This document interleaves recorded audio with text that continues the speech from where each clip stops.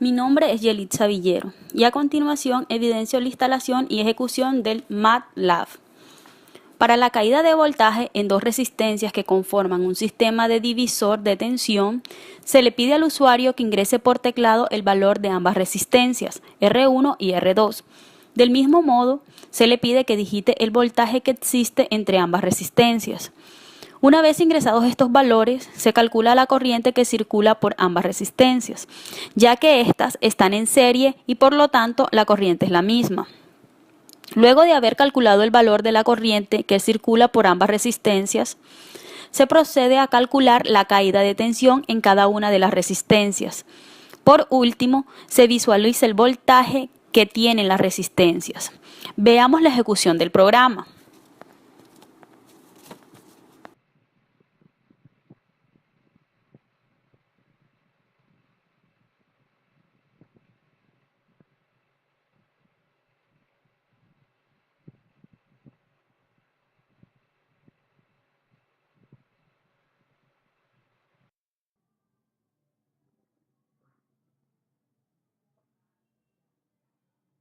Para el divisor de corriente entre dos resistencias, hay que tener en cuenta que estas resistencias están en paralelo, por lo cual se debe calcular una corriente I1 y una corriente I2, las cuales circulan a través de R1 y R2, y la suma de ambas corrientes nos da la corriente total que circula por todo el circuito, al igual que para el ejercicio del divisor de voltaje.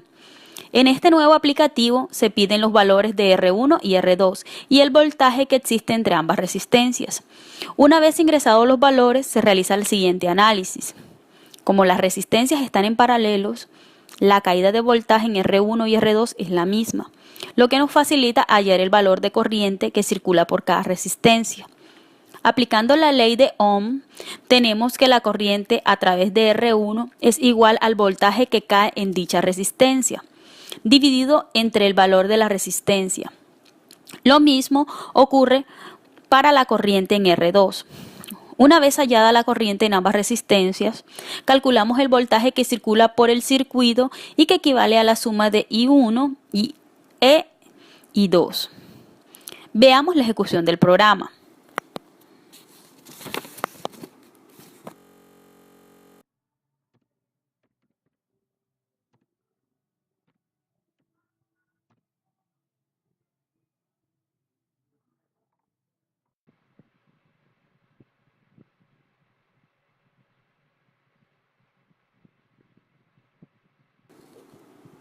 Para el arreglo del voltaje, resistencia y corriente, se le pide al usuario que digite un voltaje en unidades de voltio y el valor de resistencia en unidades de ohmios. Una vez ingresados estos valores, se definen tres vectores. Un vector B para los voltajes, un vector R para la resistencia y un vector COR para la corriente. Para el vector B, se utilizan las operaciones de división para hallar los milivoltios, microvoltios y nanovoltios, y operaciones de multiplicación para hallar los kilovoltios y megavoltios, al igual que para el vector B. Para el vector R se realiza el mismo procedimiento. Una vez armados los vectores B y R, se calculan las corrientes del vector COR, aplicando la ley de Ohm, para cada elemento de resistencias. Finalmente, visualizamos el valor de cada corriente con su respectiva unidad: miliamperios, microamperios, nanoamperios, kiloamperios y megaamperios. Veamos la ejecución del programa.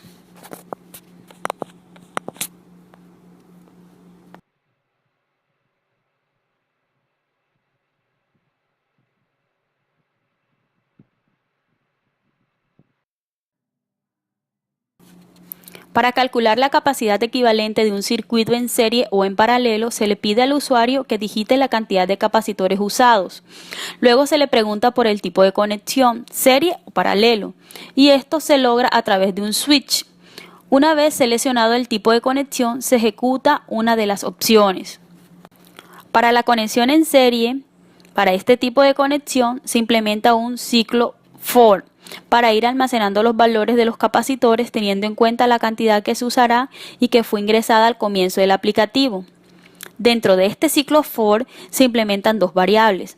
La variable suma, que irá sumando los valores de la capacitancia ingresada por teclado. Una vez terminado el ciclo for, se calcula la capacitancia equivalente y que luego será mostrada por pantalla.